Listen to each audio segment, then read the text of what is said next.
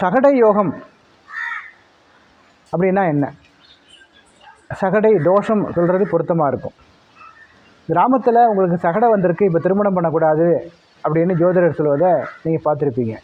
சகடை அப்படின்னா சக்கரம். உங்கள் ஜாதகத்தில் குரு லக்னத்துலேருந்து எண்ணும் பொழுது 6வது வீட்லேயோ 8வது வீட்லேயோ 12வது வீட்லேயோ இருந்துச்சுன்னு சொன்னால் உங்களுக்கு சகட தோஷம் இருக்கிறது, சகட யோகம்னு சொல்லுவாங்க. சகட தோஷம் இருக்கிறது. உங்கள் வாழ்க்கை வண்டி சக்கரம் போலாக சுழன்று சுழன்று முன்பாகவும் பின்னாகவும் கிளாக் வைஸிலும் ஆன்டி கிளாக் வைஸிலும் சுழன்று ஏற்றமும் இறக்கமும் அதிகமாக இருக்கும் என்பதுதான் இதுக்கு அர்த்தம். சகட யோகம் உள்ளவர்கள் வாழ்க்கையிலே அதிகமான ஏற்றங்களையும் இறக்கங்களையும் சந்திப்பாங்க.